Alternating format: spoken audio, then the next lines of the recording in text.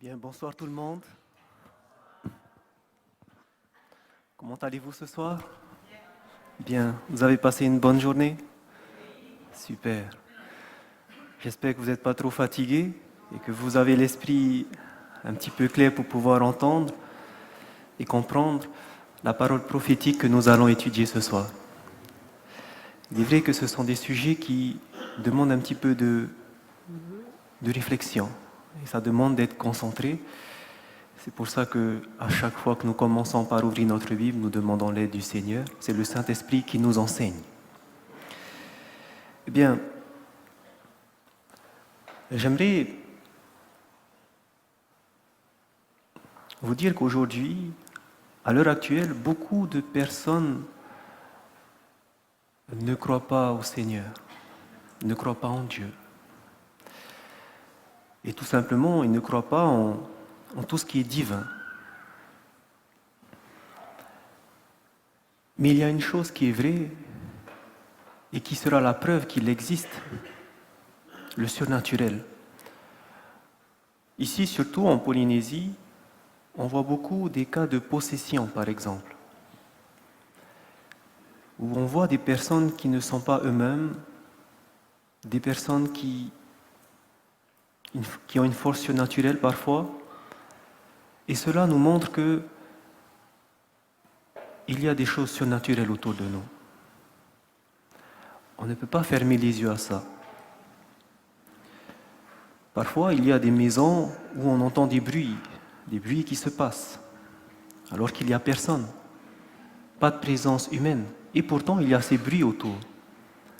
Et ça, c'est la preuve aussi que il y a des choses surnaturelles autour de nous. Mais la question, ça serait plutôt, s'il y a quelque chose de surnaturel, il doit donc y avoir des divinités. Mais quelles sont les divinités en qui nous pouvons croire? Certains diront, nous avons Taharwa, d'autres diront, nous avons Bouddha. Il y a tellement de divinités autour de nous. Et parfois, des personnes, ils sont un petit peu confus avec toutes ces divinités, alors ils vont prendre un peu de chaque et disent, c'est comme ça que je vais faire ma religion.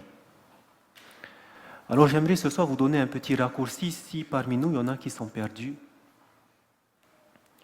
C'est de vous dire tout simplement de prendre tous les livres sacrés qui décrivent ces divinités. Et vous allez voir que parmi toutes les religions, les grandes religions du monde, parmi tous ces livres sacrés, il y en a un qui va se distinguer des autres. Et ce livre qui va se distinguer, c'est la Bible. Et nous allons voir pourquoi. Avant de l'ouvrir, nous allons demander l'Esprit de Dieu. Nous avons besoin de lui présentement pour comprendre sa parole. Et nous allons comprendre pourquoi la Bible est inspirée. Je vais demander à tous ceux qui le peuvent de se mettre à genoux et nous allons prier.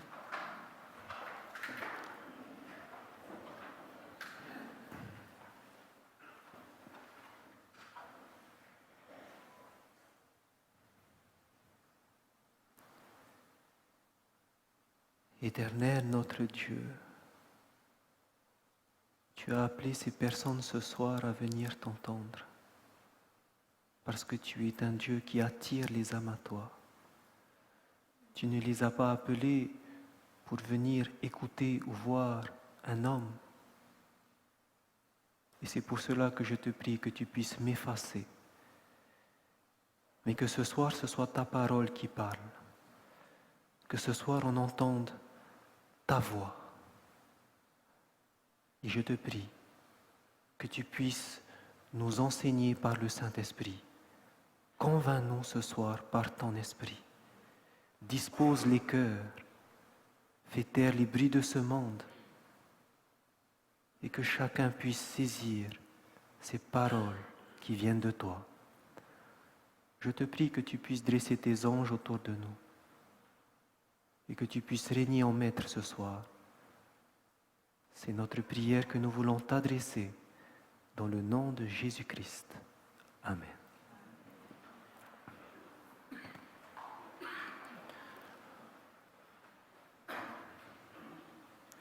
tous ceux qui ont leur Bible, j'aimerais vous inviter à prendre dans Ésaïe, chapitre 46. Nous allons voir pourquoi le Dieu de la Bible est le Dieu qui se distingue de toutes les divinités.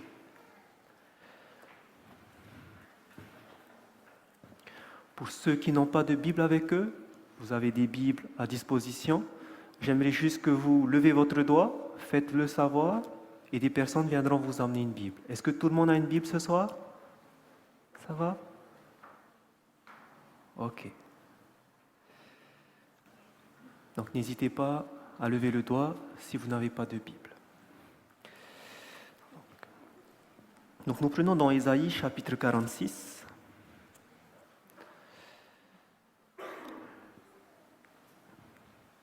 Et nous allons lire le verset 9 et 10. Et ce verset va nous montrer pourquoi le Dieu de la Bible se distingue de Taharoa, se distingue de Bouddha, se distingue de tous les dieux hindous. Ce verset va nous le faire comprendre.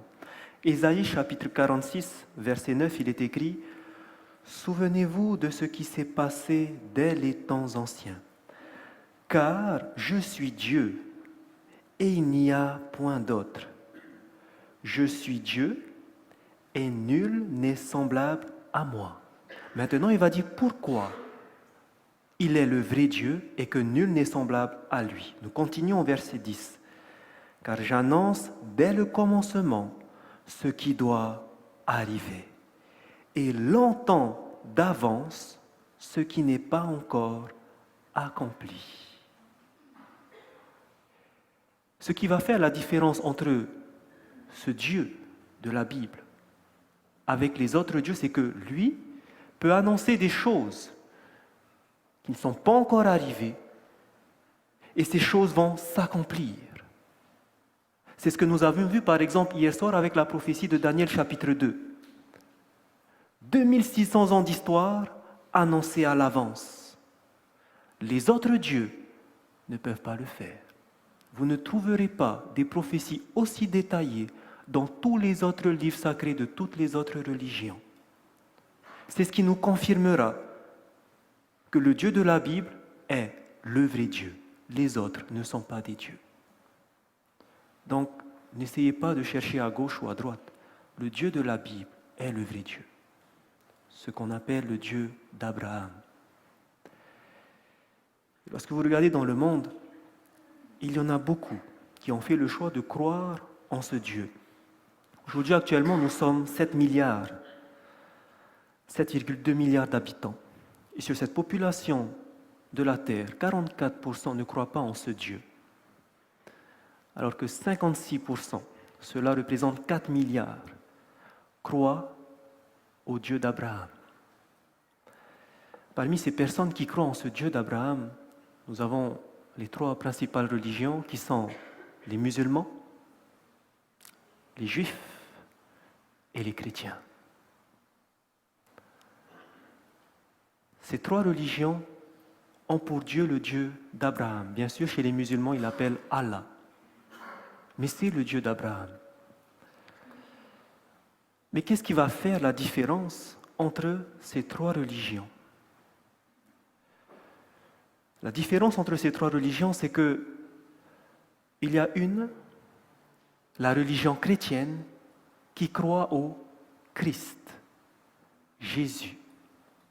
Croit que Jésus est le Messie, alors que les musulmans, ainsi que les juifs, pour eux, le Messie n'est pas encore venu.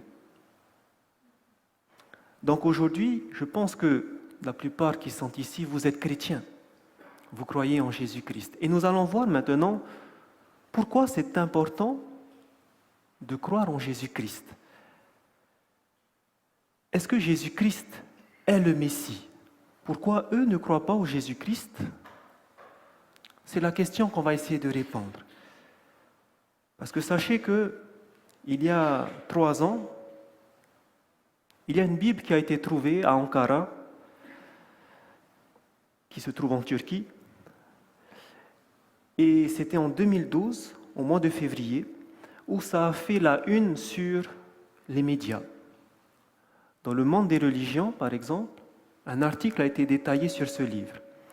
On disait que cette Bible qui a été trouvée à Ankara était écrite dans la langue de Jésus en araméen, et ce livre disait quelque chose, que celui qui a été crucifié, ce n'était pas Jésus, mais c'était Judas. Il disait que le Messie n'était pas encore arrivé, mais qu'il allait venir. Voici ce que cette Bible qui a été trouvée et qui a été datée apparemment d'il y a 1500 ans nous dit. Et là, ça a remis en question un petit peu le fait de se dire, est-ce que cette Bible est vraie ou pas? Est-ce que finalement Jésus c'est le Messie ou pas? Et c'est pour ça que c'est important, si vous croyez en Jésus-Christ, de savoir pourquoi. Vous savez comment Jésus faisait lorsque ses disciples étaient dans le doute? Il y a un moment où ils étaient dans le doute. Ils ont douté que Jésus-Christ était le Messie. Cela s'est passé juste après sa mort. Après sa mort, les disciples qui l'ont quitté étaient tristes, attristés. On pensait que Jésus allait venir et allait renverser le joug romain. Mais non, ce n'est pas ce qu'il a fait. Est-ce que c'était le Messie?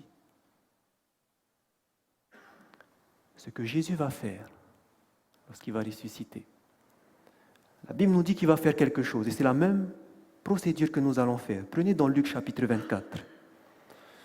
Lorsqu'on est dans les doutes, lorsque les disciples étaient dans les doutes, qu'est-ce que Jésus a fait? Luc chapitre 24.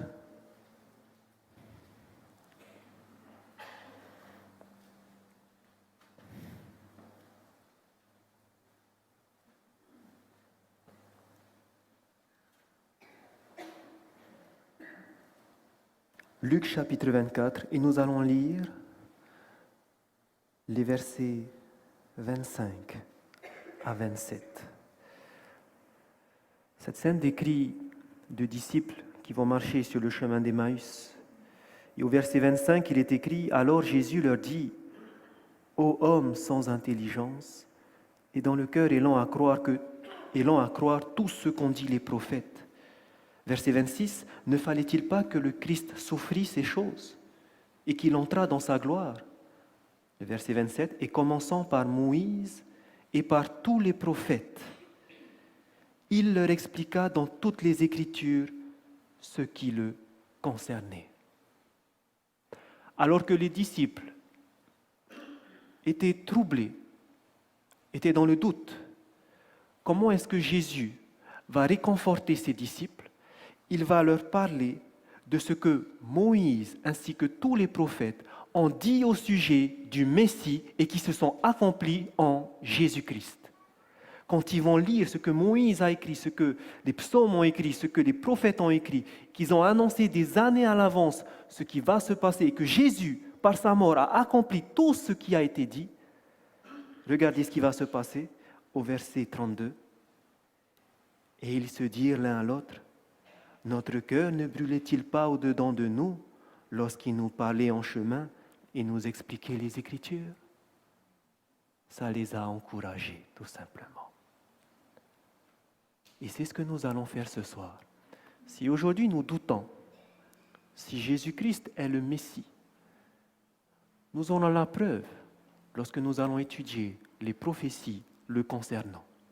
Et une des prophéties que nous allons étudier ce soir, c'est une des prophéties aussi qui est les plus remarquables. C'est une prophétie au sujet des 70 semaines de Daniel, chapitre 9. Cette prophétie se trouve dans Daniel, chapitre 9. Et vous allez voir qu'elle va nous renseigner si Jésus était réellement le Messie. Daniel, chapitre 9.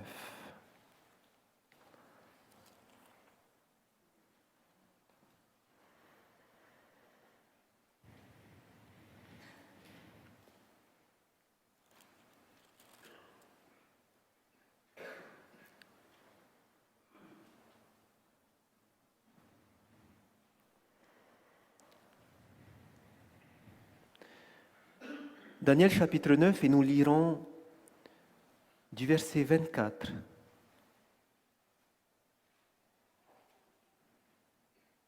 au verset 27.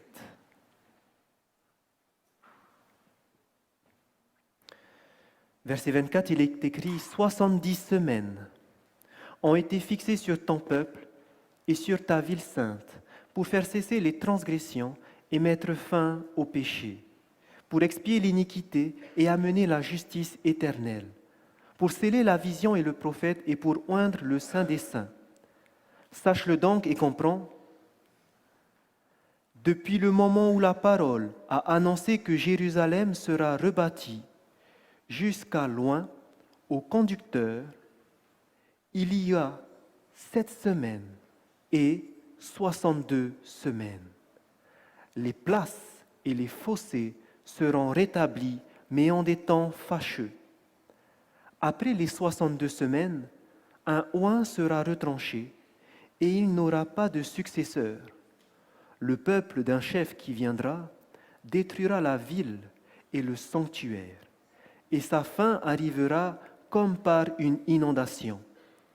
Il est arrêté que les dévastations dureront jusqu'au terme de la guerre. Il fera une solide alliance avec plusieurs pendant 1 semaine. Et durant la moitié de la semaine, il fera cesser le sacrifice et l'offrande. Le dévastateur commettra les choses les plus abominables jusqu'à ce que la ruine et ce qui a été résolu fondent sur le dévastateur. Au verset 24, on nous parle des 70 semaines. Lorsque nous avons lu du verset 25 au verset 27, nous voyons que les 70 semaines sont composées de 3 parties. 70 semaines découpées en 3 parties. Regardez par exemple au verset 25.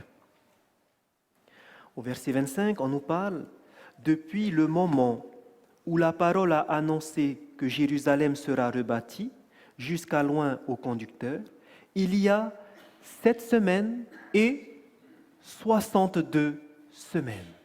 Ce sont les 2 premières parties de la prophétie des 70 semaines. 7 semaines et 62 semaines. Ça fait combien de semaines en tout? 7 plus 62, 69 semaines. Il nous reste combien de semaines? 1 semaine pour que la prophétie soit complète. Cette dernière semaine, nous le voyons au verset 27. Il fera une solide alliance avec plusieurs pendant 1 semaine. Nous avons notre dernière semaine. Pourquoi cette prophétie va nous aider à comprendre qui était réellement le Messie? Lorsque vous allez regarder au verset 25, il est écrit « Depuis le moment où la parole a annoncé que Jérusalem sera rebâtie, jusqu'à loin, au conducteur, il y a 7 semaines et 62 semaines. » On nous parle ici qu'à partir du moment où il y aura cette parole qui va adresser que Jérusalem va être rebâtie. Pourquoi rebâtie? Souvenez-vous que nous étions à Babylone, que le temple de Jérusalem a été détruit, qu'il ne reste plus rien, et qu'on nous dit, à partir du moment où on va dire « c'est bon, vous pouvez aller reconstruire Jérusalem », à partir de ce moment-là, jusqu'à loin, il y aura 7 semaines et 62 semaines. Loin, le mot utilisé en hébreu ici est le mot Meshia, qui signifie Messie. Dans la Septante, en grec, le mot qui est utilisé, c'est le mot Christos, qui a donné le mot Christ. Donc on nous dit que la prophétie des 70 semaines, les 69 semaines vont nous amener jusqu'au Messie, jusqu'au Christ, jusqu'à loin. Voici pourquoi cette prophétie est importante. Est-ce que Jésus va accomplir cette prophétie?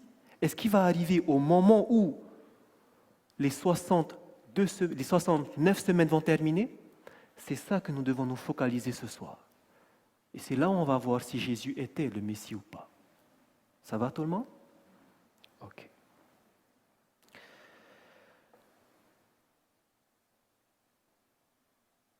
Le départ de cette prophétie,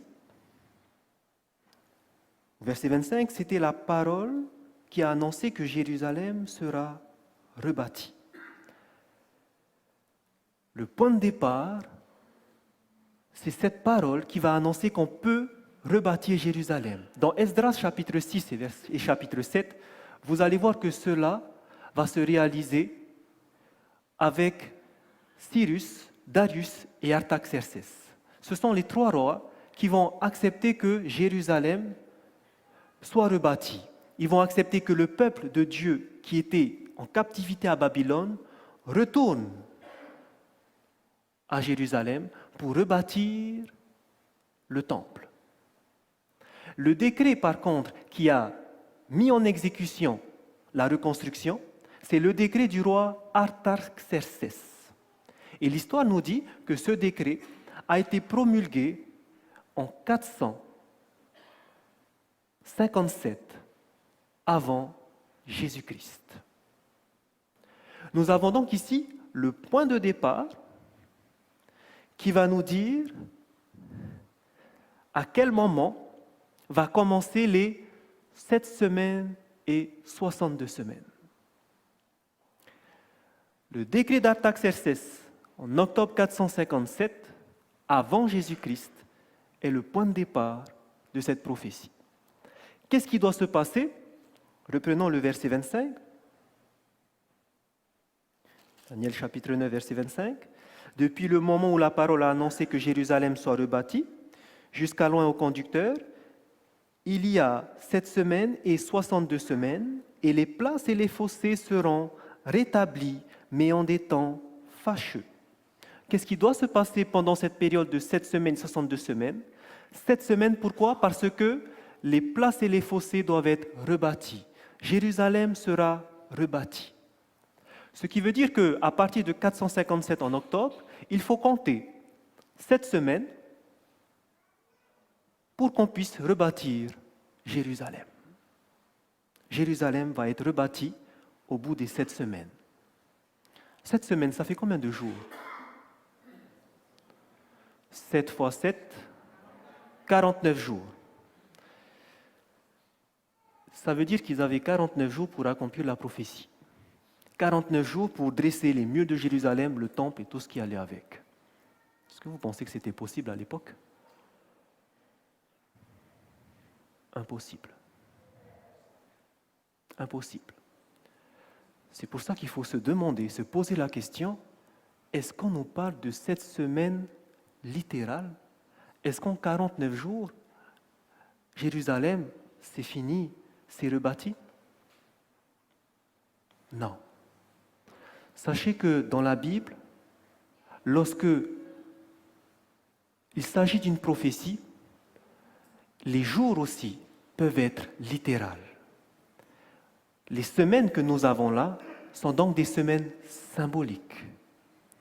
Et pour cela, je vous invite à regarder dans Nombre, chapitre 14. On ne parle pas réellement de 7 semaines littérales, de 49 jours littérales, impossible à reconstruire en 49 jours. De quoi s'agit-il? Nombre,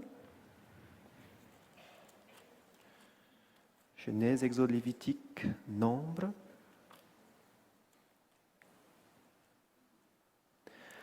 Chapitre 14.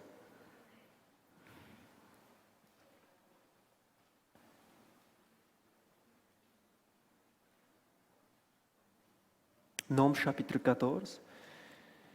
Et nous lisons le verset 34. Il est écrit, Nombre, chapitre 14, verset 34. De même que vous avez mis 40 jours à explorer le pays, vous porterez la peine de vos iniquités 40 années. Une année pour chaque jour. Ici, cela se passe après que les 12 espions soient partis en Canaan pour visiter le pays pendant 40 jours. Au bout des 40 jours, ils sont revenus. Mais le problème, ils ne voulaient pas faire confiance en Dieu et aller en Canaan pour conquérir les géants. Qu'est-ce que Dieu a fait? Parce qu'ils ont douté de Dieu. Ils sont restés 40 années dans le désert. Et Dieu dit, un jour pour une année. Dieu utilise un symbole de un jour pour une année dans Nombres chapitre 14, verset 34. Prenez aussi dans Ézéchiel chapitre 4, verset 6. Ézéchiel, donc après les psaumes, Proverbes, Jérémie, et ensuite vous arrivez à Ézéchiel.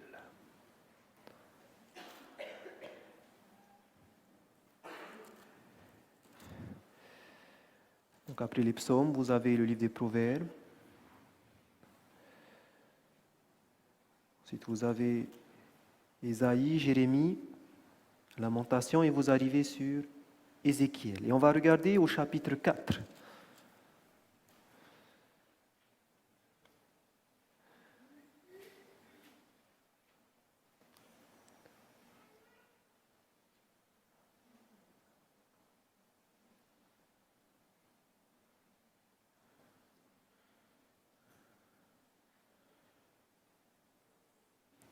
Au verset 6, nous lisons, Ézéchiel chapitre 4, verset 6, « Quand tu auras achevé ces jours, couche-toi sur le côté droit, et tu porteras l'iniquité de la maison de Juda pendant 40 jours. Je t'impose un jour pour chaque année. » Même chose. Dieu nous parle bien de jours symboliques. Un jour est égal à une année. Si maintenant on applique ce principe à Daniel chapitre 9, où on nous parle de 7 semaines pendant lesquelles on va reconstruire Jérusalem, ça va nous faire combien? Une semaine, 7 jours. Si un jour est égal à une année, une semaine, ça fait combien? 7 années. Si on prend maintenant les 7 semaines, ça nous fait 49 jours, soit 49 années. Est-ce qu'en 49 années, c'est possible de le faire? Oui, même plus ce qu'il ne faut. Et vous lirez dans l'histoire de la reconstruction que ça a eu du mal à terminer. C'est pour ça qu'ils ont mis autant de temps. Donc finalement, les 7 semaines n'étaient pas des semaines littérales, mais pour arriver à la fin des 7 semaines, il fallait ajouter 49 années à partir de 457 avant Jésus-Christ. On arrive à quelle date si on ajoute 49 à 457? Alors là, il faut faire un calcul. On part de moins 457, il faut remonter plus 49. C'est comme si vous faites 457 moins 49. 9, j'ai entendu. 408, super, c'est ça. 408, on arrive à la reconstruction de Jérusalem. C'est ce qui s'est passé dans l'histoire, c'est confirmé que Jérusalem a été reconstruite en 408, totalement. Finalement, ce n'est pas ce qui nous intéressait. Au moins, on sait qu'un jour est égal à une année. Mais maintenant, ce qui nous intéresse, c'est quoi? C'est de savoir quand est-ce que va arriver loin le Messie, le Christ. Puisque maintenant, on sait interpréter qu'un jour est égal à une année, on va tout simplement convertir maintenant 69 semaines en nombre d'années. D'accord? On va faire ensemble? 69 semaines. Pour savoir combien ça fait de jours, comment est-ce qu'on multiplie par 7. 69 multiplié par 7, 7 fois 9.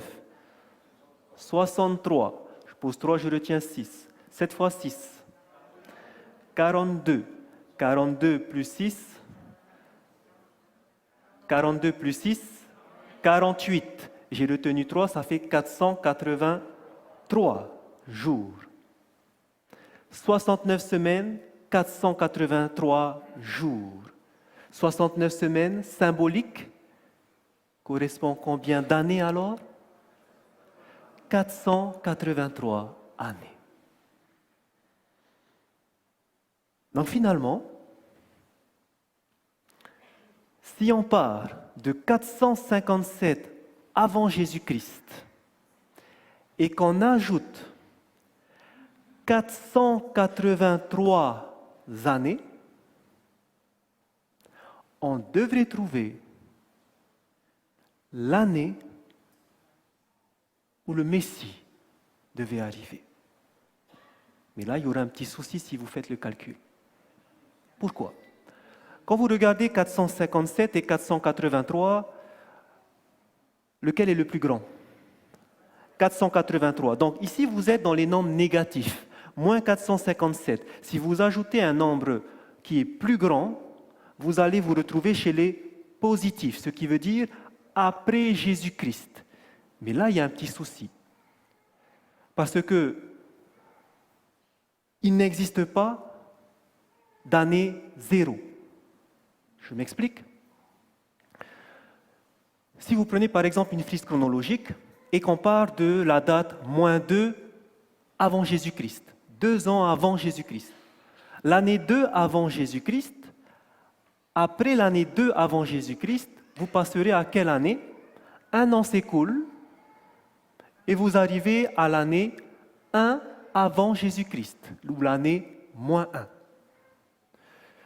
À partir du -1 ou à partir du 1er janvier 1 avant Jésus-Christ, un an après, vous n'arrivez pas à l'an 0. Il n'y a pas d'année 0, mais vous arrivez directement à l'année 1 après Jésus-Christ. C'est ça. OK? Il n'y a pas d'année 0. Un an plus tard, vous arrivez à 1 après Jésus-Christ. Un an après, on arrive à l'an 2 après Jésus-Christ. Ça va tout le monde? OK. Et là, par contre, il y aura un souci. Parce qu'en mathématiques, quand on compte, on a le 0. Regardez le souci, qu'est-ce que ça va être? Si par exemple, je pars de l'année -2, c'est-à-dire l'année 2 avant Jésus-Christ, OK? Et que je dis, je vais ajouter +3. Exemple, je suis en 2010. J'ajoute 3 années. J'arrive en quelle année? 2013. 2010 plus 3, 2013. Regardez ce qui se passe lorsqu'on va traverser l'année 0 maintenant, lorsqu'on va traverser de -1 à 1. Si je vais ajouter 3 années à -2, j'arrive à combien? À +1. Tout le monde est d'accord? OK. Alors regardez. Si je prends mon axe et que je rajoute 3 années, 1, 2, 3, j'arrive à 2. Et là, il me met 1. Pour que je puisse rectifier mon calcul, comme il n'y a pas d'année 0, qu'est-ce que je dois faire pour arriver sur 2? Je dois rajouter +1. Et là maintenant, si je rajoute tout le temps le +1 parce qu'il manque l'année 0, alors je tomberai bien sur l'année 2 après Jésus-Christ. Donc lorsque vous voulez faire un calcul et que vous allez passer par l'année où il n'y a pas d'année 0, n'oubliez pas de rajouter le +1. Maintenant, nous allons pouvoir faire le calcul. 483 années en plus. Et qu'est-ce qu'il faut rajouter pour tomber sur la bonne date? +1. Faisons le calcul. Moins 457 plus 483 plus 1. Si on pose 483 moins 457, on calcule ensemble. Je pose 1. Je pose 1, 13 moins 7, 6. J'ai posé 1, donc ça fait 6. 8 moins 6, 2. 4 moins 4, 0. Donc je suis à 26. Or, j'ai dépassé de -1 à 1, je dois rajouter +1 1 et j'arrive à l'année 27 après Jésus-Christ. Waouh, vous êtes doués. Donc, si j'ajoute 483 années à 457 plus 1, je vais arriver à l'an 27, qui est l'année où loin le Christ doit arriver. La question c'est, qu'est-ce qui s'est passé en l'an 27 après Jésus-Christ?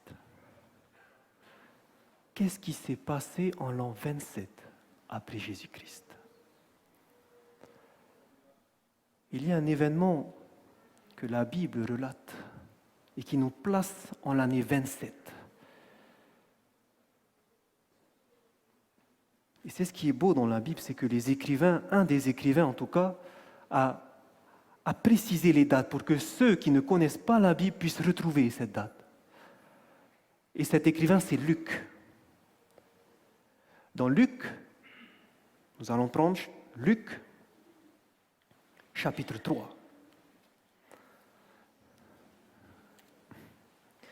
Qu'est-ce qui va se passer en l'an 27?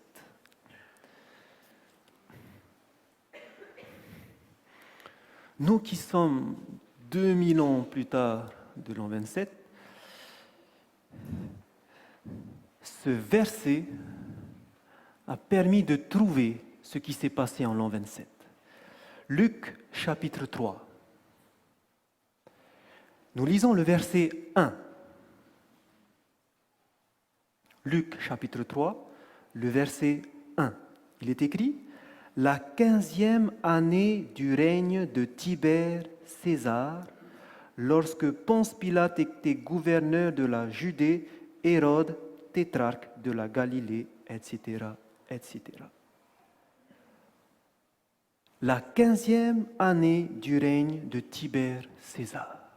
Luc a précisé la 15e année du règne de Tibère César. Cette date-là, si on prend à partir du moment où Tibère César a commencé à régner,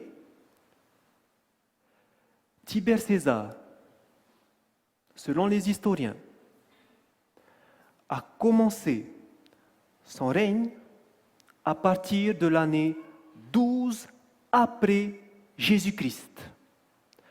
Ce qui veut dire que si vous arrivez à la 15e année de son règne, comme on est après Jésus-Christ, 12 plus 15, on arrive à 27.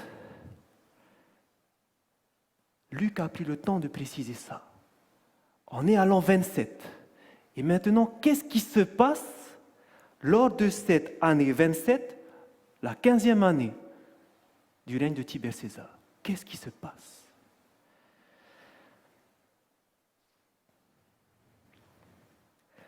Nous allons lire le verset 21 et 22. La Bible nous parle d'un homme appelé Jean qui était au Jourdain.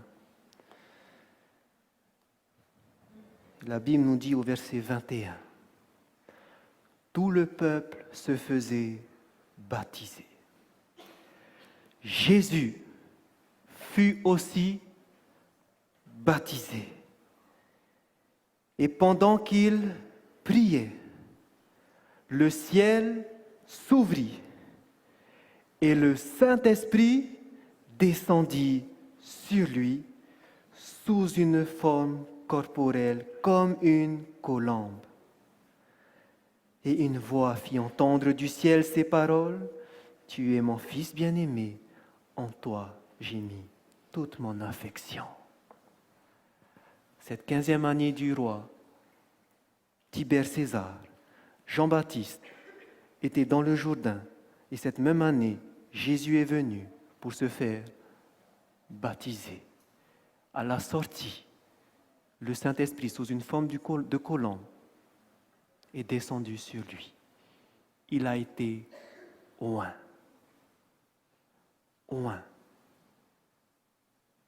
Jésus-Christ, cette année-là, s'est révélé comme étant le Messie. il n'y avait personne d'autre cette année-là qui s'était dit lui-même étant le Messie. Jésus s'est baptisé ce jour-là, il a été oint. Nous allons voir la suite et vous allez voir que ça va concorder sur qu'il est réellement le Messie. Mais ce n'est pas formidable de voir ça? Moi, ça m'étonne, hein? Quand je vois comment la Bible est précise et quand je vois comment Dieu a révélé au travers des historiens, des archéologues, tous ces éléments qui confirment ces dates, je suis content. Parce que je vois que je ne crois pas en n'importe quel Dieu. C'est un Dieu puissant. Maintenant, quelqu'un pourrait se dire, lorsqu'on va lire le verset, lorsque nous lisons le verset 23, au verset 23, toujours de Luc chapitre 3, hein, donc après qu'il se fait baptiser, on nous dit, Jésus avait environ 30 ans lorsqu'il commença son ministère. C'était l'âge où il s'est baptisé. Il avait environ 30 ans. Et là, quelqu'un pourrait me dire, mais en l'an 27, il avait 30 ans.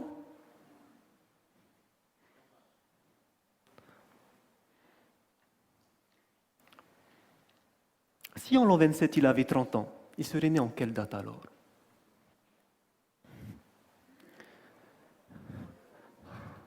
« 27, vous enlevez 3, parce que 27 plus 3, ça fait 30. Donc 27, vous enlevez 3 et vous ajoutez 1. On arrive à moins 4 avant Jésus-Christ. Si la Bible nous dit qu'il avait 30 ans en l'an 27, ça voudrait dire qu'il est né en 4 avant Jésus-Christ. Pourquoi ça ne colle pas? Eh bien, sachez que lorsqu'on a commencé à dater la naissance de Jésus, c'était très approximatif. Celui qui l'a fait, c'était le moine Denis le Petit, au 6e siècle après Jésus-Christ. L'histoire nous dit que la date de naissance de Jésus a été fixée le 25 décembre précédant l'an 1, c'est-à-dire en moins 1 avant Jésus-Christ, le 25 décembre. On a fixé cette date comme étant la naissance de Jésus, et celui qui l'a fixé, c'était 600 ans après que Jésus était venu sur cette terre, et c'est le moine Denis le Petit. Il n'avait pas encore toutes les sources historiques qu'on a aujourd'hui. C'était très approximatif. Mais aujourd'hui, avec toutes les recherches qui ont été faites, toutes les preuves archéologiques qui ont été trouvées, il n'y a aucun doute. Les historiens maintenant confirment que oui, Jésus était bien né en moins 4 ans avant Jésus-Christ, et non moins 1. Donc vous n'avez pas de doute. Faites des recherches sur Internet, vous allez voir, c'est confirmé. Jésus est né en moins 4. Donc, pas de doute. Les choses sont remises en place, on devrait dire moins 4. On devrait tout décaler de 4 ans du coup. Hein? Bien. Nous venons de voir la prophétie qui nous disait 7 semaines et 62 semaines, à partir du moment où la parole a annoncé que Jérusalem sera rebâtie, va venir loin. Cela s'est réalisé en Jésus. La prophétie n'est pas terminée. Et vous allez voir que la dernière semaine va confirmer encore plus que Jésus était bien le Messie. Nous retournons dans Daniel chapitre 9.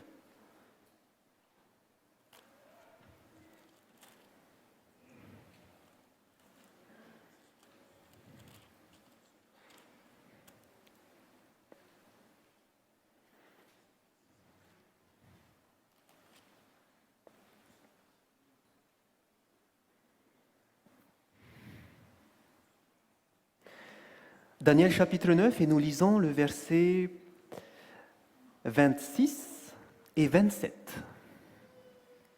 Alors essayez d'être concentrés parce que vous allez voir, si vous êtes concentrés, qu'il y a quelque chose qui est louche. Vous allez voir. Daniel chapitre 9, verset 26, il est écrit « Après les 62 semaines, un oint sera retranché et il n'aura pas de successeur. Le peuple d'un chef qui viendra détruira la ville et le sanctuaire, et sa fin arrivera comme par une inondation. Il est arrêté que les dévastations dureront jusqu'au terme de la guerre. Il fera une solide alliance avec plusieurs pendant une semaine, et durant la moitié de la semaine, il fera cesser le sacrifice et l'offrande. Le dévastateur commettra les choses les plus abominables jusqu'à ce que la ruine et ce qui a été résolu fondent sur le dévastateur. Combien il y a d'acteurs principaux dans les deux versets que nous avons lus? 2. Premièrement, on nous parle de loin, et deuxièmement, le dévastateur. Loin se situe au verset 26. Après les 62 semaines, un oint sera retranché et il n'aura pas de successeur. Et ensuite, on nous parle du peuple d'un chef qui viendra, qui détruira la ville et le sanctuaire, et sa fin arrivera comme par une inondation. Il est arrêté que les dévastations dureront jusqu'au terme de la guerre. Il fera une solide alliance. Donc, on parle toujours du peuple du chef qui est le dévastateur jusqu'au verset 27 à la fin. Lorsqu'on le lit comme ça, vous allez voir qu'on va perdre l'essentiel et ce que cette prophétie veut dire. Pourquoi? Je m'explique. Dans la Bible, lorsque Dieu veut souligner un événement, il ne peut pas écrire en caractère gras. Il ne peut pas le surligner ni le souligner, mais il a une méthode pour ça. Pour que les étudiants de la Bible puissent voir qu'il y a quelque chose d'important à retenir, Dieu utilise une figure de style qu'on va voir une centaine de fois dans la Bible. Cette figure de style, c'est ce qu'on appelle la forme chiastique. Chiastique qui vient de chi. Chi, c'est la lettre X en grec. La forme chiastique, c'est tout simplement de croiser des phrases. Je vous donne un exemple. Dans Matthieu chapitre 23, verset 12, il est écrit « Quiconque s'élèvera sera abaissé, et quiconque s'abaissera sera élevé. » Vous retrouvez ici « élevé »,« élevé ». Sera abaissé, abaissera. Vous avez des mots qui sont croisés. Ce sont les mêmes mots, mais qui sont croisés.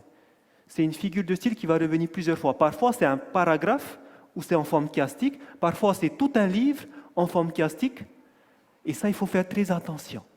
Et lorsque vous allez lire Daniel chapitre 9, le verset 26 et 27, nous retrouvons cette forme chiastique.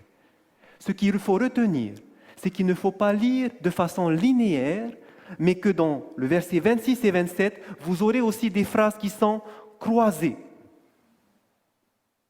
Ça va donner quoi si on croise le verset 26 et 27? Voici le verset 26. Après les 62 semaines, un oint sera retranché et il n'aura pas de successeur. Juste après, on parle du deuxième acteur, le peuple d'un chef qui viendra et qui va détruire la ville et le sanctuaire. Et maintenant, lorsque vous le prenez le verset 27, là, vous aurez le croisement. Celui qui va faire une solide alliance avec plusieurs, ce n'est pas le dévastateur. Mais ça revient avec loin. Ce qui veut dire que ça doit être loin, le Messie, qui devra faire une solide alliance avec plusieurs pendant une semaine. Et qui, durant la moitié de la semaine, fera cesser le sacrifice et l'offrande. À la fin du verset, par contre, on reprend sur le dévastateur, qui était ici, qui va commettre les choses les plus abominables jusqu'à ce que la ruine et ce qui a été résolu fondent sur le dévastateur. Beaucoup d'interprètes de la Bible, dont les réformateurs, ont compris cette forme chiastique parce qu'ils étudiaient la Bible. Et vous allez voir que si on ne comprend pas comme cela, il y a une erreur qui malheureusement s'est propagée dans la religion chrétienne. On en parlera sûrement sabbat après-midi. Mais sachez que nous avons cette forme chiastique et que c'est très important pour ne pas se mélanger les pinceaux. Maintenant que nous voyons cela, nous pouvons continuer avec loin. Qui était loin? Selon Luc chapitre 3, Jésus.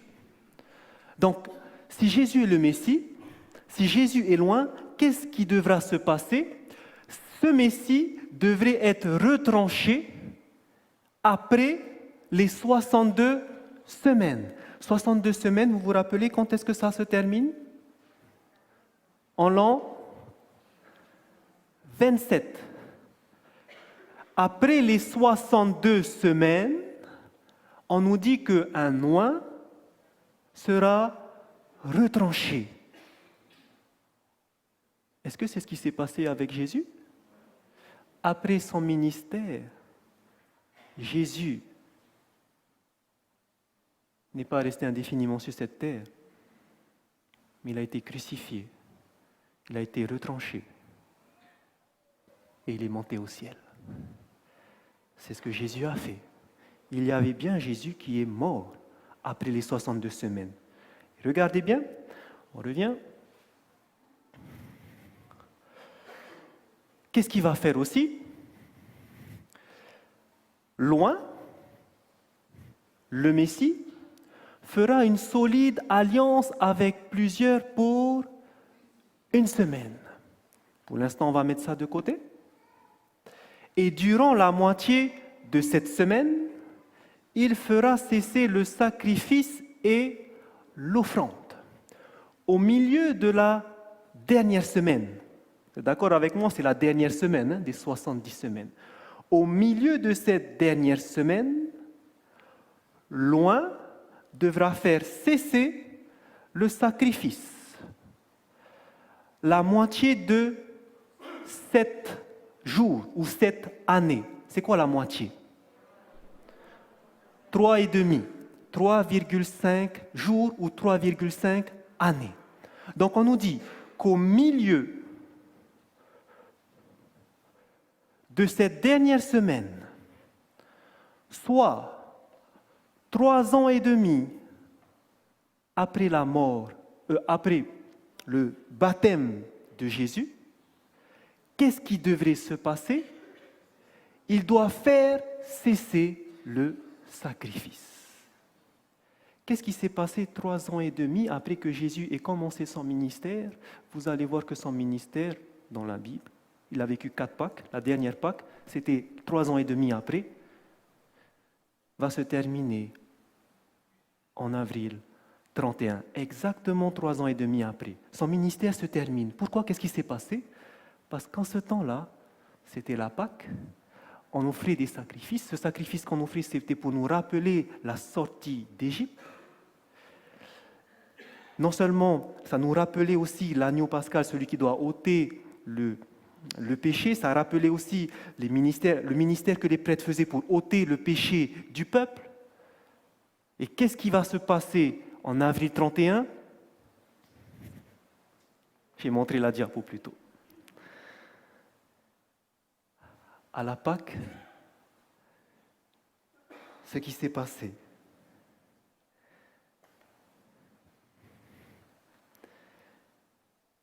c'est que Jésus est monté sur la croix. J'aimerais que vous posiez votre doigt sur Daniel chapitre 9 et que vous alliez dans Matthieu chapitre 27.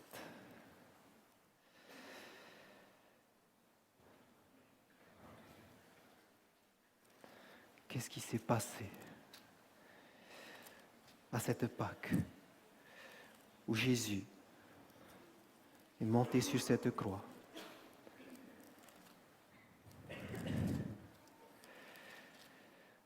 Où loin a été retranché. Que s'est-il passé ce jour-là? Matthieu chapitre 27, et nous allons lire le verset 50 et 51.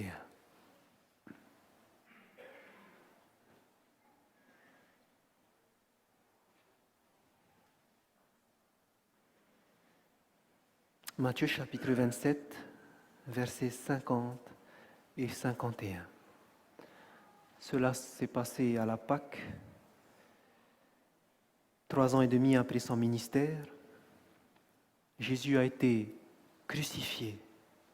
Et au verset 50 de Matthieu chapitre 27, il est écrit « Jésus poussa de nouveau un grand cri et rendit l'esprit. » Au moment où Jésus a rendu le souffle de vie, au verset 51, il est écrit « Et voici, au même instant, le voile du temple se déchira en deux, depuis le haut jusqu'en bas, et la terre trembla. » Le voile du temple se déchira. Ce voile, ce qu'on appelait le voile à cette époque, c'était ce qu'il y avait dans le temple, le sanctuaire, ce voile qui séparait le lieu saint du lieu très saint, les deux lieux qui se trouvaient dans le sanctuaire. Le voile s'est déchiré en deux, du haut vers le bas, pour nous dire que ce n'étaient pas des hommes qui en tiraient, parce que si c'était des hommes qui tiraient, ça va déchirer du bas vers le haut. D'ailleurs, certains disent que c'était impossible de tirer, on pouvait attacher de chaque côté 10 chevaux de chaque côté, c'était indéchirable. Mais là, on nous dit que ça va se déchirer du haut vers le bas, ce qui s'est fait de façon surnaturelle. Dieu a déchiré le voile. Pourquoi ? Parce que c'était sur ce voile qu'était aspergé le sang du bouc pour purifier le sanctuaire. Le sang qui devait purifier, ce sang a trouvé son accomplissement en Jésus-Christ. Quand Jésus-Christ a rendu l'âme, à ce moment-là, l'agneau, le vrai agneau de Dieu, qui devait ôter le péché du monde, est mort. C'est pour cela qu'au même moment où il a expiré, le voile s'est déchiré pour dire que c'est fini, les sacrifices. C'est pour cela que dans la prophétie de Daniel chapitre 9, on nous dit, au milieu de la semaine, il fera cesser le sacrifice. C'est ce qui s'est passé à la Pâque d'avril de l'an 31. Quand Jésus est mort, les sacrifices, Dieu a fait cesser les sacrifices. Le voile s'est déchiré. Vous voyez un petit peu comment c'est beau, comment ça se réalise en Jésus-Christ. À la Pâque de l'an 31, il n'y avait personne d'autre, à part 2 autres brigands qui ne se sont pas dit Messie. Mais le Messie qui 3 ans et demi avant s'est fait oindre du Saint-Esprit, lui, 3 ans et demi après, est mort sur la croix. Qu'est-ce qu'il doit faire ensuite ? Il va faire cesser le sacrifice et l'offrande. Mais il nous manque cette partie-là que le Messie doit accomplir. Il fera une solide alliance avec plusieurs pour 1 semaine. Combien d'années ? 7 années. Pendant 7 années, après les 62 semaines, Jésus devait faire une solide alliance avec plusieurs. Quelle est cette alliance que Jésus devait faire avec plusieurs? Lorsque vous allez voir le ministère de Jésus, ce qui va commencer son ministère, vous allez voir que Jésus n'est pas allé évangéliser aux 4 coins de la terre, mais qu'il est resté autour de Jérusalem, dans la Judée, toujours vers ces endroits. Pourquoi ? Pourquoi dans cette Palestine de l'époque ? Parce que c'était là où étaient les Juifs. Et lorsqu'il va dire à ses disciples d'annoncer l'Évangile, remarquez ce qu'il leur dira. Dans Matthieu chapitre 10,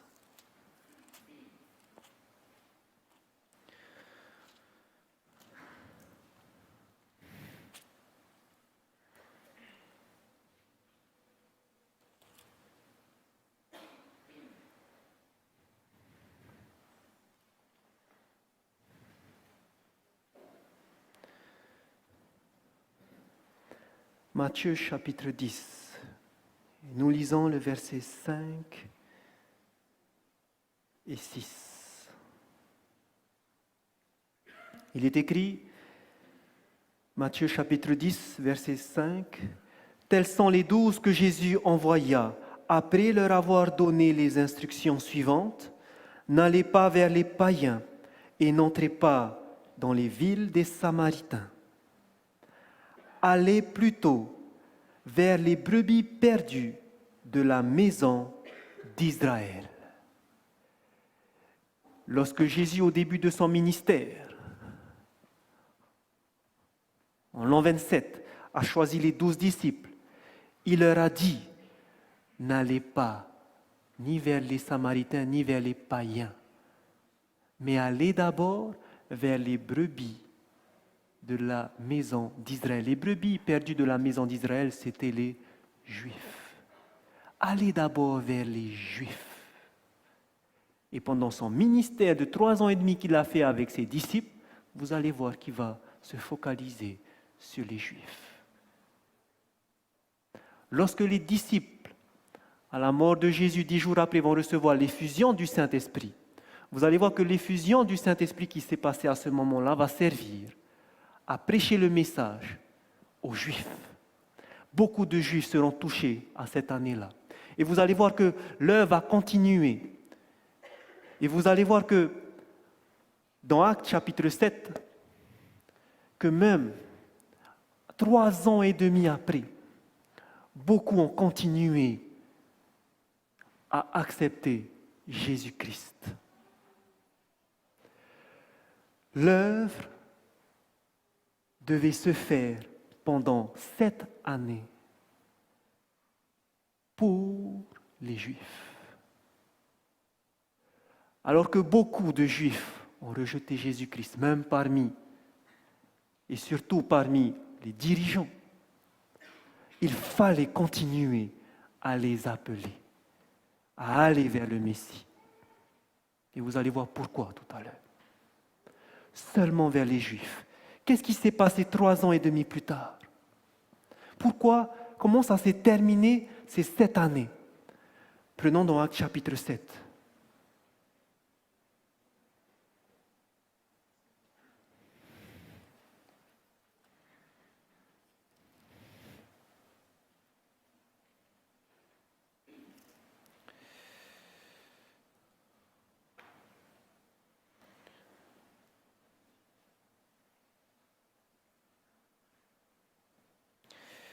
Juste avant, vous pouvez voir dans Actes chapitre 6 d'abord. Nous allons confirmer que pendant ces 3 ans et demi après la mort de Jésus, l'évangile continue à être prêché aux Juifs. Actes chapitre 6, au verset 7. Actes chapitre 6, le verset 7, il est écrit « La parole de Dieu se répandait de plus en plus. Le nombre des disciples augmentait beaucoup à Jérusalem et une grande foule de sacrificateurs obéissait à la foi. » Donc oui, l'évangile a été prêché avec puissance après l'effusion du Saint-Esprit. Même 3 ans et demi après, beaucoup ont accepté l'évangile. Mais regardez ce qui va se passer, ce qui va marquer la fin des 3 ans et demi. Dans Actes chapitre 7,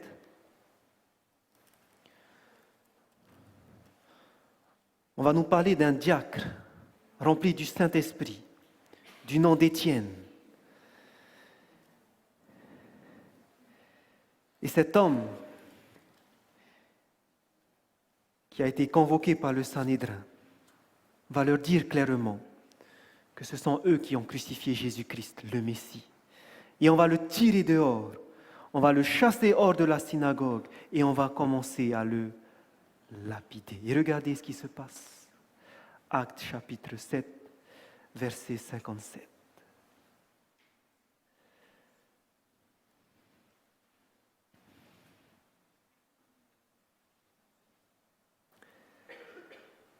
Il est écrit, ils poussèrent alors de grands cris en se bouchant les oreilles Et ils se précipitèrent tous ensemble sur lui, le traînèrent hors de la ville et le lapidèrent.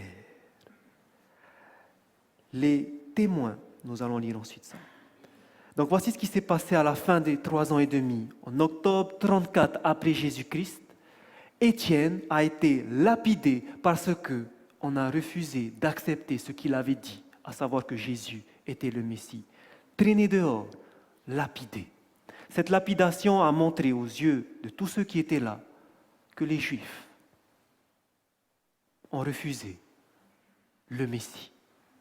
C'est pour ça que l'Évangile va être cessé à partir de ce moment-là, d'être envoyé aux Juifs, mais que maintenant, il va commencer à se tourner vers les païens.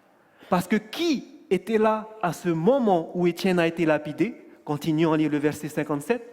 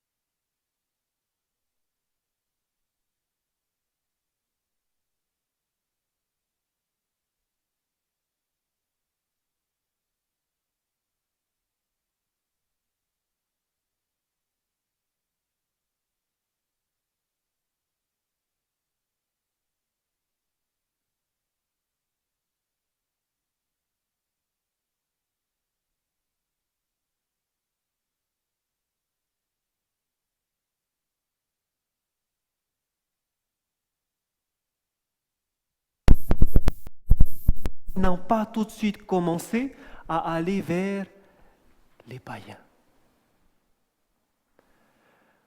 Revenons dans Daniel chapitre 9. Vous allez comprendre pourquoi ça a commencé avec eux. L'alliance solide. 1 semaine, ils devaient faire alliance avec ce peuple. Pourquoi?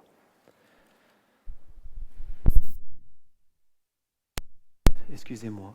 Et on va aller dans...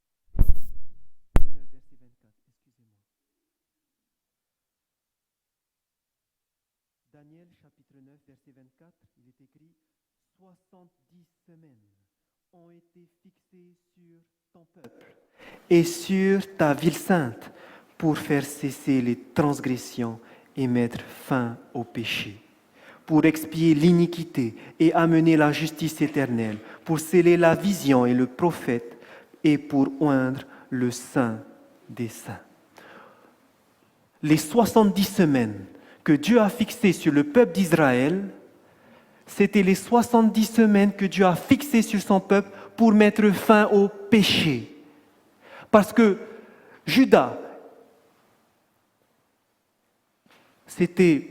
parce que Israël, les 10 tribus du Nord, s'étaient souillés avec les dieux païens. Ils ont été mis en captivité par les Assyriens. Parce que Juda a continué, a suivi l'exemple du Juda et d'Israël et a continué à se souiller avec les dieux païens, ils ont été mis en captivité à Babylone.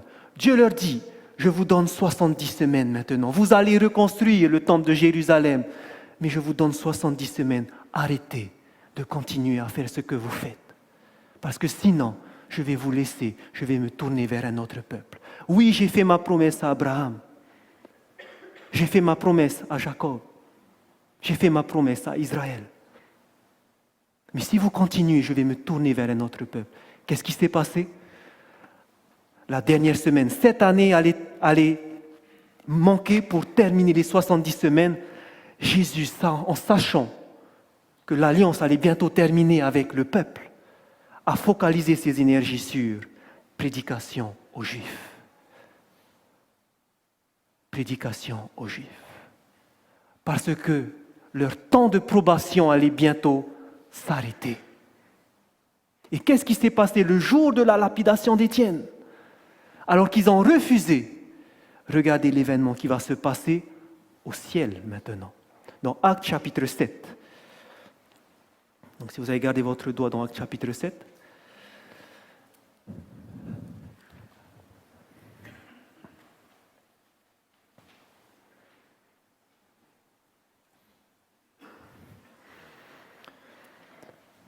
Actes chapitre 7, le verset 55, où il est écrit « Mais Étienne, rempli du Saint-Esprit et fixant les regards vers le ciel, vit la gloire de Dieu et Jésus debout à la droite de Dieu. Et il dit, voici, je vois les cieux ouverts et le Fils de l'homme debout à la droite de Dieu. » Lorsqu'Étienne s'est fait lapider, cela a montré que les Juifs ont rejeté le Messie. Et alors, Dieu au ciel, Jésus qui l'a rejoint au ciel, s'est levé. Parce que vous verrez dans la Bible que lorsque les juges sont assis, ils sont en train de juger. Lorsque les juges vont se lever, c'est pour dire que le verdict est terminé, le jugement est terminé. Jésus s'est levé à la droite de Dieu parce que le verdict est terminé pour le peuple d'Israël. Ils n'ont pas voulu se détourner. Je leur ai laissé du temps. Ils m'ont rejeté. Maintenant, le verdict est prononcé. Je vais me tourner vers les païens. Vous avez compris le but de ces 70 semaines. Et tout ça s'est réalisé avec le Messie. Jésus a accompli cela. Sa mission a été accomplie. Tout s'est passé exactement comme il a été écrit. Jésus a accompli cela.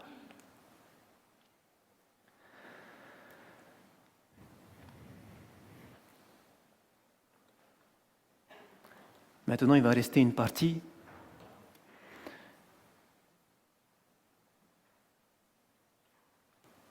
C'est lorsqu'on nous parlait du dévastateur. Que signifie alors cette deuxième partie? Jésus a accompli, le Messie est venu. Mais Daniel a reçu aussi l'avertissement de ce qui allait se passer. Parce qu'ils ont rejeté le Messie, alors le dévastateur va venir. Le peuple d'un chef qui viendra détruira la ville et le sanctuaire.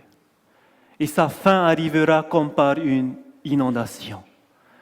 Il est arrêté que les dévastations dureront jusqu'au terme de la guerre. Et le dévastateur commettra les choses les plus abominables jusqu'à ce que la ruine et ce qui a été résolu fondent sur le dévastateur. La Bible nous dit qu'il y aura un peuple, le peuple d'un chef, un dévastateur qui viendra pour détruire la ville qui a été reconstruite. Ils ont reconstruit la ville, mais parce qu'ils vont refuser l'alliance, cette ville Jérusalem qu'ils ont reconstruite va être détruite par le dévastateur. C'est cette prophétie que Jésus leur a dit dans Luc chapitre 21. Parce qu'il parlait aux Juifs dans Luc chapitre 21.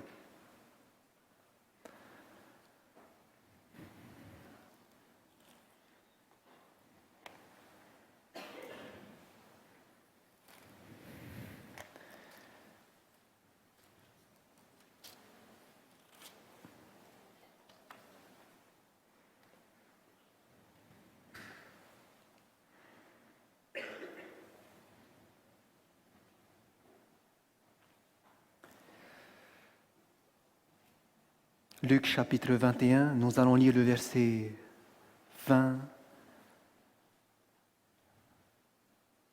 à 22.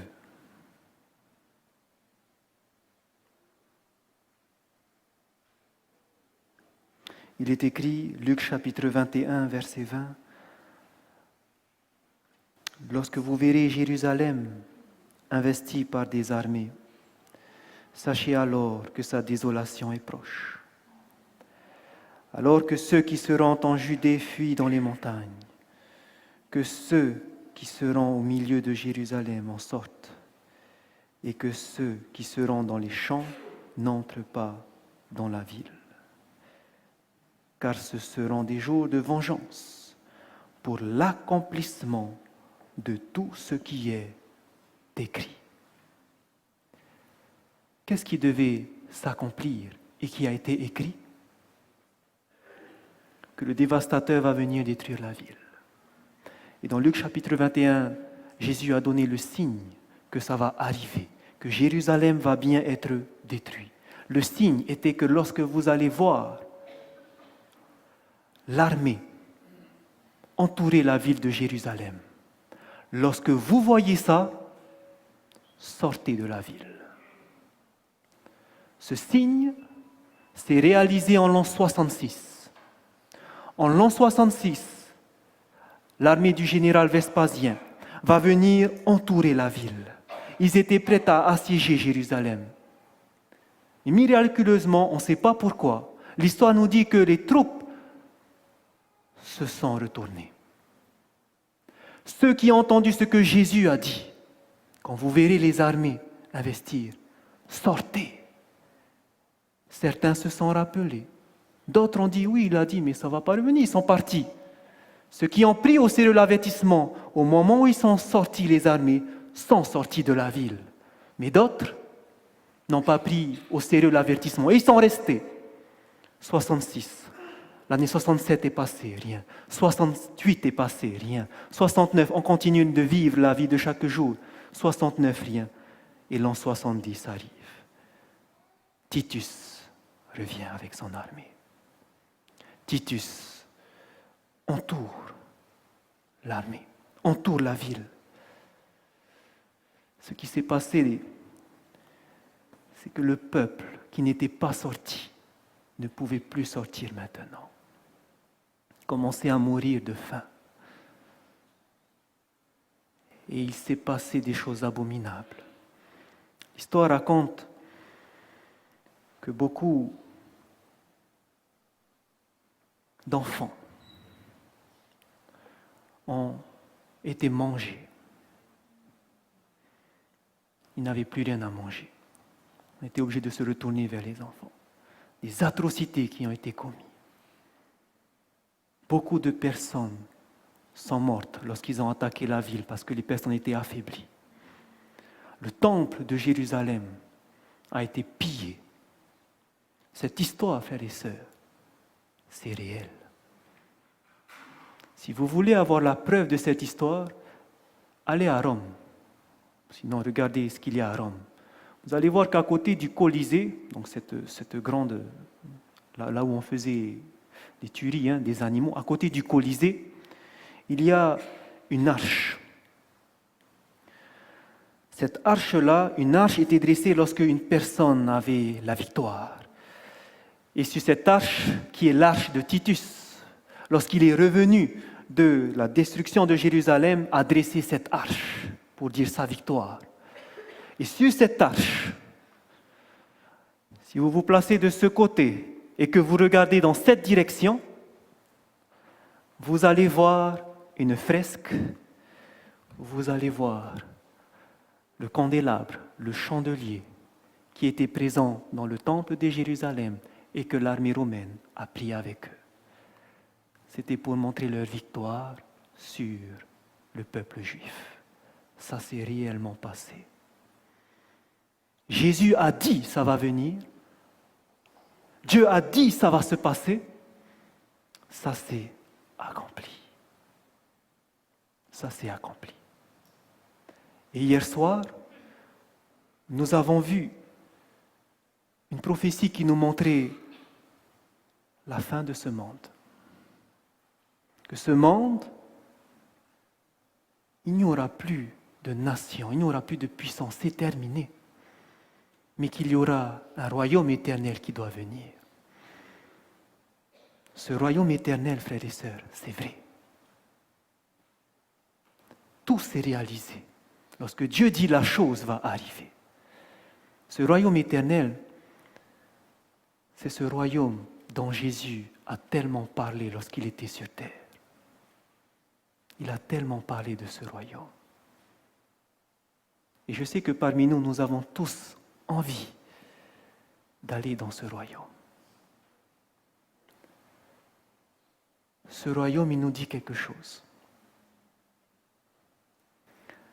Lorsque Jésus allait quitter ses disciples, il va leur dire dans Jean chapitre 14. Prenez votre Bible dans Jean chapitre 14. Sinon, nous pouvons le réciter pour ceux qui le connaissent.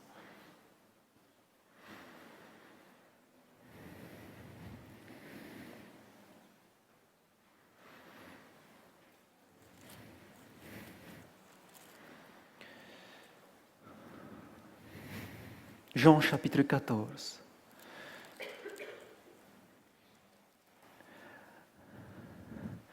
Le verset 1 à 3, où il est écrit que votre cœur ne se trouble point. Croyez en Dieu et croyez en moi. Il y a plusieurs demeures dans la maison de mon Père. Et si cela n'était pas, je vous l'aurais dit. Je vais vous préparer une place. Et lorsque je m'en serai allé et que je vous aurai préparé une place, je reviendrai et je vous prendrai avec moi, afin que là où je suis, vous y soyez aussi.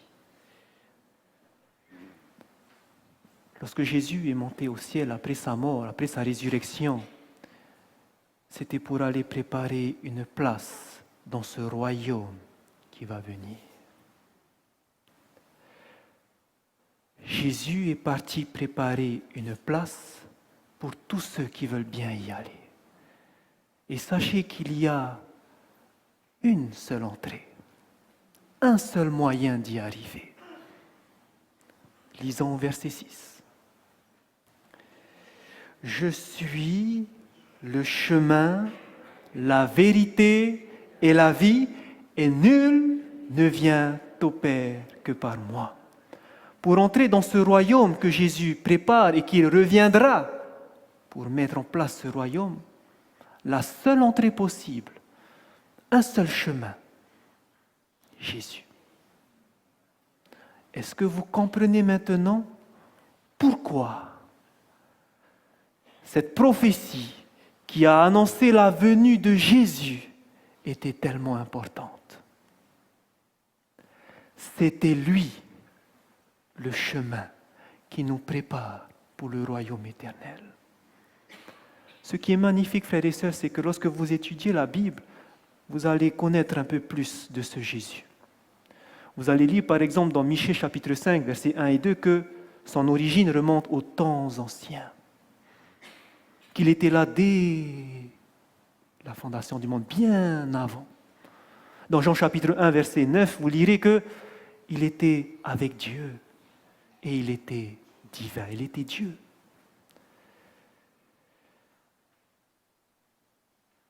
Et maintenant, on se pose la question, mais pourquoi ce Dieu, pourquoi celui qui était un avec Dieu a dû venir sur cette terre? Pourquoi? Pourquoi? Il a tout dit ce qui allait se passer, il est venu accomplir ce qu'il a été dit. Il a dit qu'il allait mourir 3 ans et demi à la Pâque. Cela s'est passé à sa mort lorsqu'il a rendu l'âme. Il a dit tout est accompli parce qu'il est mort au temps marqué. Pourquoi il est venu faire tout ça alors qu'il était divin? C'est parce que il y avait cette vie éternelle à gagner. Et qu'il est venu pour vous l'offrir. C'est pour cela. Parce que la Bible nous dit que, à cause de nos premiers parents, le péché est entré. Et que pour que chacun qui malheureusement avons hérité de cette nature pécheresse et qui malheureusement méritant cette mort éternelle, cette séparation totale avec Dieu, nous qui ne méritons rien mais que la mort, il a fallu que notre divin vienne sur cette terre, prenne la forme d'un serviteur et soit rendu le plus humble des plus humbles et subit ce châtiment le plus atroce, la croix. C'est parce que c'était réel le péché. Il fallait ce sacrifice. Ça s'est accompli comme la prophétie l'a dit. Cet homme Jésus-Christ était bien le Messie.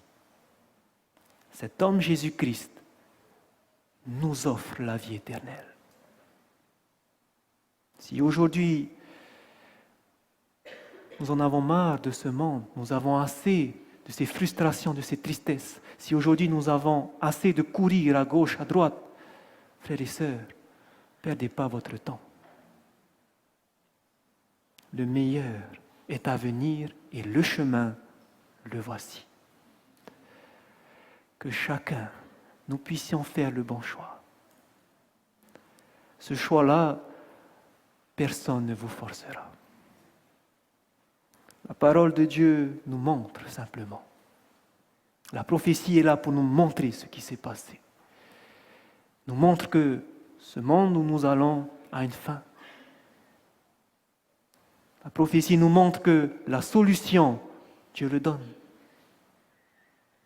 Et maintenant, le choix, c'est à vous de le faire. Je prie que chacun, vous puissiez prendre plus de temps à connaître encore mieux ce Jésus, à connaître encore mieux ce Dieu, pour que vous puissiez tomber amoureux de ce Dieu et que vous puissiez vivre avec lui chaque jour. C'est ma prière pour chacun de vous, frères et sœurs. Que le Seigneur vous bénisse. Amen.